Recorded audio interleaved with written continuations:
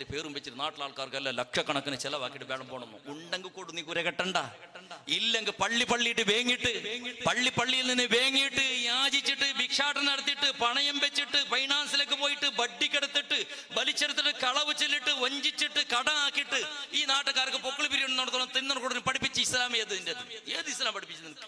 എന്തിനീ ഭംഗം വരുന്നത്? എന്തിന് ഭംഗം വരുന്നത്? പറ, എന്തിന് ഭംഗം വരുന്നത്? നിന്റെ മോ ഉണ്ടെന്നിട്ട് നീ എന്തിന് ഭംഗം പറഞ്ഞു? ഇങ്ങനെ ആക്കി ആര്?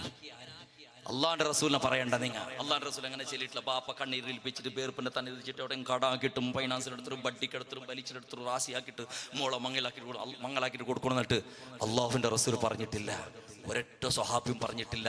ഏതെങ്കിലും ഒരു ഉസ്താദുമാർ ആലിമ്യങ്ങൾ ഏതെങ്കിലും ഒരു ഇത്രയെല്ലാം വാള് കേൾക്കുന്നവരല്ലെങ്കിൽ ഒത്ര കൊല്ലയറ നിങ്ങളെ വാള് കേൾക്കാൻ തുടങ്ങിയിട്ട് ഏതെങ്കിലും ഒരു ഉസ്താദ് ഇങ്ങനെ ചെല്ലുന്ന മോളെ മംഗലാകുമ്പോൾ ഒരു 40 പൗൺ 50 പൗൺ പൊന്നിടണു. അതിലും കടാക്കൊന്നും തൊന്തരില്ല, ബഡ്ഡിക്കെടുത്തൊന്നും തൊന്തരില്ല, ആരും കട്ടങ്ങും തൊന്തരില്ല, പൊര ബിറ്റിട്ടായങ്ങോ ജാഗ ബിറ്റിട്ടായങ്ങോ, നീ ബസ് സ്റ്റാൻഡിൽ കിടന്നൊന്നും തൊന്തരില്ല, മോളെ മങ്ങാത്ര ഗൗജിലാക്കുന്നു. ഏത് ഉസ്താദ് വാതിൽ ചെല്ലരി? ഒരാളും ചെല്ലാത്ത പണി നീ ആക്കുന്ന. അതിലേക്ക് വേണ്ടി എന്തിന് കലക്ഷനെ തരണം? എന്തിന് കലക്ഷനെ തരണം?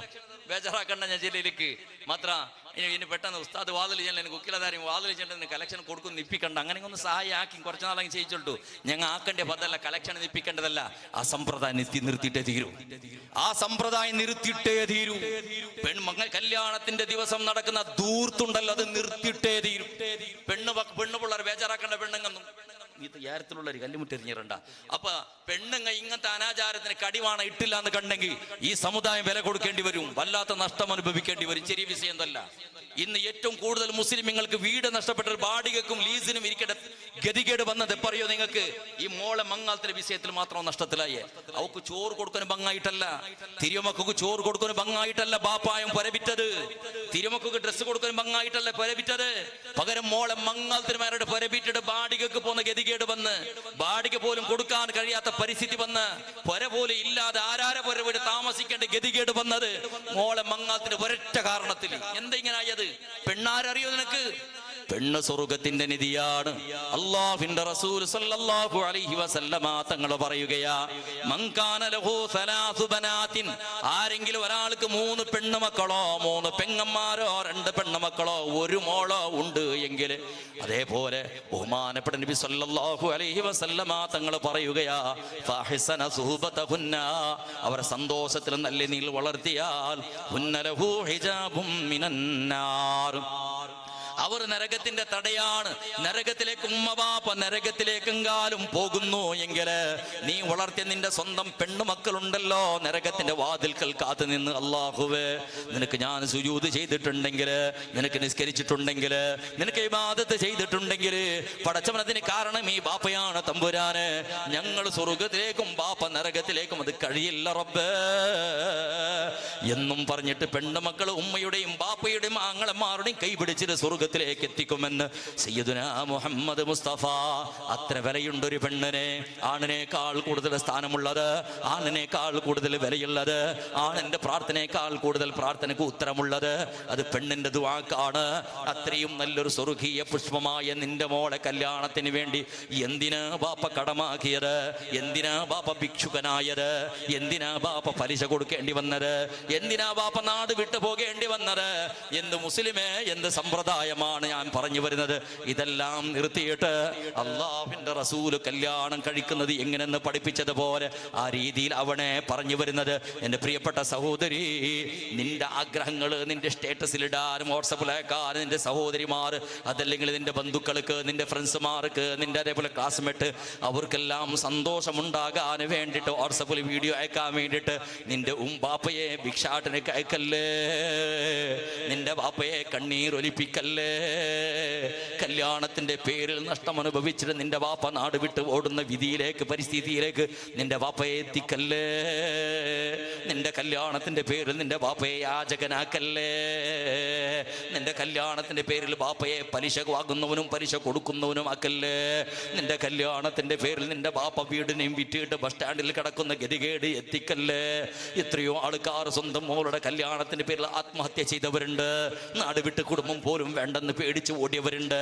ആരാ ഇതിനൊക്കെ കാരണക്കാർ? ഇതെല്ലാം മനസ്സിലാക്കിയിട്ട് എൻ്റെ വാക്കുകൾക്ക് വിരാമം കുറിക്കട്ടെ. പ്രിയപ്പെട്ട സഹോദര സഹോദരി, നമുക്ക് നന്നാവാം, നമുക്ക് നന്നാവാം, നമുക്ക് ചേഞ്ച് ആവാം, നമുക്ക് സാലിഹ്യങ്ങളാവാം, നല്ലവരാവാം. മരിച്ചാൽ നമ്മുടെ മക്കൾ നമുക്ക് ദുആ ചെയ്യുന്ന മക്കളാക്കാം, നമ്മുടെ മക്കളെ സാലിഹ്യങ്ങളാക്കാം. ഫാഷനും അതും ഇത് പഠിപ്പിച്ചിട്ടല്ല. മദ്രസയിൽ എത്ര പഠിക്കാൻ കഴിയുന്നുണ്ടോ അതുവരെ നമ്മുടെ മക്കൾ പഠിക്കട്ടെയോ. നമ്മുടെ മക്കൾ ഈ നമ്മുടെ നാട്ടിൽ സുന്ദരമായി യാസീൻ മസ്ജിദ് ഉയർന്നു വന്നപ്പോ ചുറ്റുഭാഗങ്ങളുള്ള സഹോദരി സുബ്ഹി ബാങ്കടക്കം പള്ളിയിൽ നിന്ന് ബാങ്കുളി കേട്ടാൽ, അതേപോലെ നിസ്കാരത്തിന്റെ സമയമായാൽ നിന്റെ മോൻ ഇമാമിന്റെ പിന്നാലെ ഉണ്ടാവട്ടെ. ഇതുപോലത്തെ നല്ല നല്ല പരിപാടി നടക്കുമ്പോ നിന്റെ മക്കൾ അതിന്റെ ഖാദിമീങ്ങളാവട്ടെ. എന്നാൽ അവിടെയുള്ള ഉസ്താദ്മാർ നിനക്ക് നിന്റെ മക്കൾക്ക് നല്ലത് പഠിപ്പിച്ചാൽ നീ എങ്കാലും മരിച്ചിട്ട് പള്ളിയുടെ മരം കുന്നിന്റെ മുകളിലോ പള്ളിയുടെ പരിസരത്തുള്ള കാട്ടിൽ വെച്ചിട്ട് കിടന്നുറങ്ങുന്ന സമയത്ത് നിനക്ക് യാസീൻ ഓതാൻ, നിനക്ക് ദുആ ചെയ്യാൻ, നിന്റെ പേരിൽ എന്തെങ്കിലും ഹദിയ തരാൻ നിന്റെ മക്കൾ ഉപകാരത്തിന് കിട്ടും മോനെ. അതുകൊണ്ട് ചിന്തിച്ചോ. ഉമ്മയും ബാപ്പയും ഖിദ്മത്ത് ചെയ്തോ. വയസ്സന്മാരായ ഉമ്മയും ബാപ്പയുടെയും ഖിദ്മത്ത് ചെയ്ത് പാദസേവ നടത്തി സ്വർഗം കരസ്ഥമാക്കിയോ. ഉമ്മയുടെയും ബാപ്പയുടെയും മനസ്സിനെ വേദനിപ്പിക്കല്ലേ. ആ ഉമ്മ മരിച്ചാൽ വീട്ടിന്റെ പ്രകാശം പൊളിഞ്ഞോ, ബാപ്പ മരിച്ചാലും വീട്ടിന്റെ പ്രകാശം പൊളിഞ്ഞോ. പിന്നെ അതിനെ പിന്നെ ആ രീതിയിൽ ആ പ്രകാശം കൊണ്ടു നടത്താൻ പിന്നെ വീട്ടിൽ ആളില്ലാത്ത പരിസ്ഥിതിയാണ് നമ്മുടെ വീട്ടിലുള്ളത്. ഉമ്മ ഹയാത്തുള്ള കാലത്ത് പരിശുദ്ധ ഖുർആന്റെ ശബ്ദം കേൾക്കുമായിരുന്നോ, ദുആ ചെയ്യുന്നത് കേൾക്കുമായിരുന്നോ, നിസ്കരിക്കുന്നത് കാണുമായിരുന്നോ. ഉമ്മ മരിച്ചതിന് ശേഷം യാത്ര പോയപ്പോ മരുമോൾ അത് ചെയ്യുന്ന പതിവ് കാണുന്നില്ല, മക്കളത് ചെയ്യുന്ന പതിവ് കാണുന്നില്ല. ഇതെല്ലാം ഒരു ബദലാവണ ഉണ്ടാക്കാം.